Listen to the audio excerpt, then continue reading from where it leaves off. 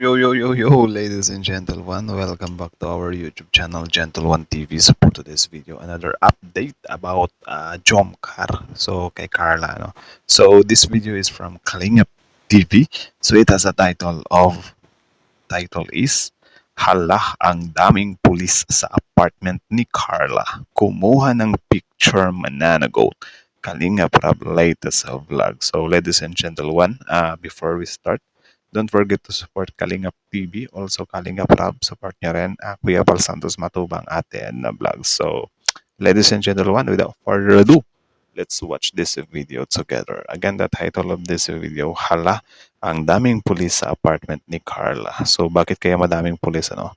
Kumuha ng picture mananagot. So, I think related ito dun sa, nireact natin na parang may kumukuha nga daw na picture kay Carla, di ba?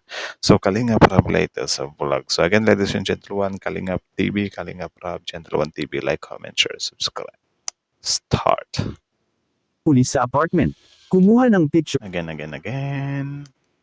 Ang daming pulis sa apartment. Kumuha ng picture mananagot na. Nako. Isang mapagpalang araw sa inyong lahat mga kalingap, sanay hindi nyo po makalimutan na mag-like sa video na ito. Yun, like the video, don't forget.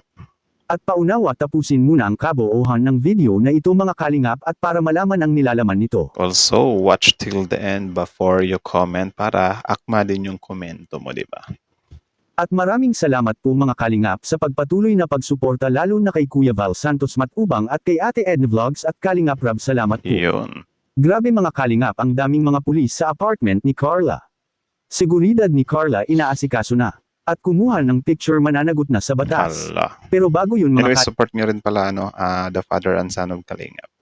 kalingap ay panoorin muna natin mga kalingap ang nagiging plano ni Kalingap Rab para malutas ang problema na kinakaharap ngayon ni Carla dahil hindi naman talaga biro ang pangyayari na ito mga kalingap kay Carla. Okay.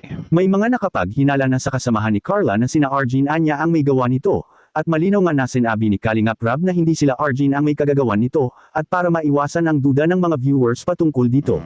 Yan din Dahil kasi yung masasacrifice yung di ba kapag hindi sabihin kung sino yung taong yun na kumukuha ng picture.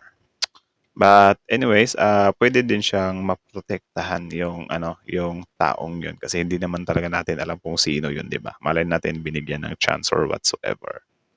Sabi ni Kalingap Rab na iba ang gumawa nito kay Carla.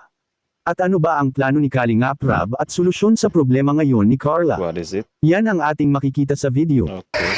Hindi ko po sure kung tagalinis, Hindi naman po siguro. Parang siya sa hindi ko po alam kung tagalinis. So kung hindi tagalinis, hindi sila Arjin, sino kaya? Sino kaya yung taong yan na nangunguha ng picture tapos parang pinapabayaran Grabe naman yun.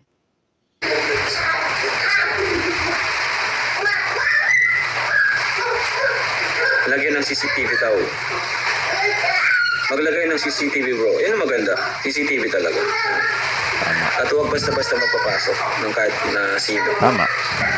Ako din, if ever may pera lang ako, magpapalagay ako ng CCTV Kasi syempre, mas maganda yung safety. Yung CCTV or yung kuryente, mura lang naman yun, internet or whatsoever. Pero yung buhay ng tao, yun yung pinaka-importante, di ba?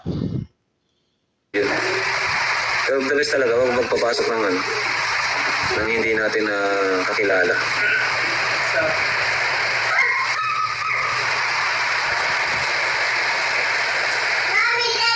Sino kaya? May mga hula ba kayo? I think ang hula ko dyan is mga pinagkatiwalaan, malalapit, something like that. Or fun na pass by, something like that. Ayan. Yawan. Okay. Lipat na lang daw. Lipat ng apartment. Don't talk to strangers. Kuya P! Tama yan, Kuya P. Pero mag-the best yung CCTV. Maganda yun. Para alam kung may nagpipicture. Ang ko dun, yung picture, di ba? Na siguro kaya nila nasabi yun. Kasi may nakita siguro silang picture na tulog si Carla. Tapos may nag-picture. No? Kaya siguro nasabi. Actually, yung mga ganyan kasi kuha-kuha ng picture sa mga kabarkada mo is parang normal na lang yan. Or hindi siya normal talaga. Parang kalukuhan lang talaga ng mga magbabarkada ba. Pero yung kay Carla kasi, ibang senaryo kasi siya. kasi pinagkakapirahan yung picture niya. 'Di ba? Which is nakakaaning naman din talaga. Yun, ng mga VIP sponsors natin at sila ay natakot. Sila ay kinabahan. Tama. Hindi naman na po talaga yun. Kasi parang ang ibig sabihin lang nun is na-compromise yung privacy niya, 'di ba?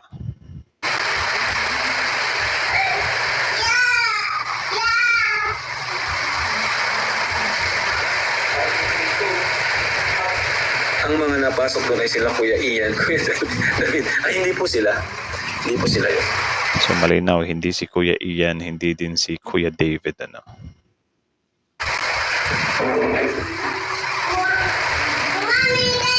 Iba talaga si Carla po talaga kasi sobrang ano na.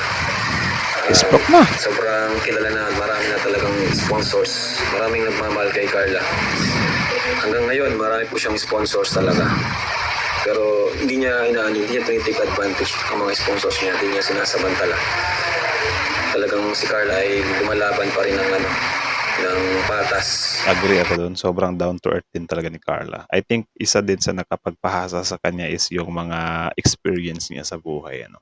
'Di ba? Yung tao kasi kapag tawag diyan, dumaan siya sa isang grabing pagsubok sa buhay. Kapag napunta na siya sa maginhawang buhay, mas nagiging appreciative siya ba. 'Di ba? Pero hindi ko nila lahat ha. Meron ding iba kasi na kapag biglang yaman, biglang nagbabago, 'di ba? Something like that. Kung ano siya dati, ganun pa rin. Kung may tumulong sa kanya, sobrang thankful siya. Kung wala naman, ano pa rin, thankful pa rin siya sa atin. So, yun lang po ang ating nasagap na balita ngayon. Siguro kung may mga Maganda na malagyan na ng CCTV ang So apartment yun lang daw pala yun. So courtesy din pala kay Kalinga Rob doon sa video na yun, ano. ni Carla at para makuhanan talaga ito ng matibay na ebidensya at hindi na makapagtanggi. Tama. At maaring ireklamo kaagad ito sa mga kapulisan at para mabigyan ng kaukol ang mga parusa. Tama. Anong masasabi niyo? Tama. 'Di ba? Kapag ganyan I think pwede naman siyang ipa-blatter, ano. Or ewan ko. Comment nga kayo sa baba kung pwede siyang ipa-blatter. Something like that, na kumuha ng picture tapos parang pinagkakakitaan. Kasi parang na-deprive yung niya, 'di ba, privacy. So that's it, ladies and gentlemen. So how about you? What can you say about the video? Comment down below. So again, that video is from Kalingap TV. Original video link in the description box below. Panoorin nyo rin, subscribe nyo rin. Tapos syempre, Kuya Bal Santos Matubang, Kalingap Rap, Ate and the Vlogs. Don't forget to support them. Tapos syempre, ladies and gentlemen, our YouTube channel, Gentle One TV. Don't forget to like, comment, share, subscribe. So kita nyo naman yon, malinaw pa sa klaro yon na since tawag dyan, na yung picture ni Carla, parang pinagkakitaan is may mga nag-a-advise dito na more on, na lang siguro, magdagdag si Carla or maglagay si Carla ng CCTV para sa kanyang safety. Tapos I think for me, ang magandang dyan sa mga CCTV na yan, if ever nabibisita si Kalingap Jomar doon, Kuya Jomar doon is, alam nyo na, 'di ba? Makakakuha pa tayo ng mga kilig moments na mga videos diyan, something like that, 'di ba? Libre pa tayo ng kilig factor. So, naman 'yan, para sa akin naman, since sikat na nga si Carla, is dapat talaga siyang mag-invest sa safety niya kasi syempre di natin alam yung panahon ngayon, baka masakto siya sa fan na aggressive, wag naman sana, 'di ba? Or fan na ewan natin, di natin masabi kung ano yung ugali, 'di ba? Biglang atakihin or whatsoever, wag naman sana. Something like that. Mas mabuti na yung meron siyang CCTV. And I think next kapag grabe na talaga yung level niya, doon naman mag-i-invest na naman siya ng security guard or bodyguard, something like that, 'di ba? So talaga tayo maging wise. Minsan kung para sa sarili natin, wag natin siyang tipirin, especially like that, yung safety na natin yung usapan. Wag natin siyang tipirin. Tapos, syempre, kahit may CCTV or wala, talaga, doble ingat, 'di ba? Mag-lock ng pinto, tapos yun, siguro, ganyan, a lesson learned na yan, kasi parang since meron na ngang nagtagumpay na kuhanan siya ng picture habang natutulog, is lesson learned na kay Carla yan na, na lang siya, maging aware siya sa paligid niya. 'di ba? Bago siya matulog is parang i-check niya muna yung paligid. Parang animal instinct ba guys na, oh, baka may biglang papasok dito, maglalak ka ng pinto or whatsoever. 'Di ba? So something like that. So ano naman men, ay pag-pray na lang din natin yung safety palagi ni Carla, no? So, yun, kayo na masasabi nyo dito, comment down below. And may guess ba kayo kung sino yung nagpicture na yun? And dapat ba na ano yun, ipa-blatter yun or ipa-police yun? Comment down below. So again, that's it ladies and gentlemen. Thank you so much for watching Gentle One TV, Kalingap TV, Kalingap Rap. Like, comment, share, subscribe. Gentle One TV is out.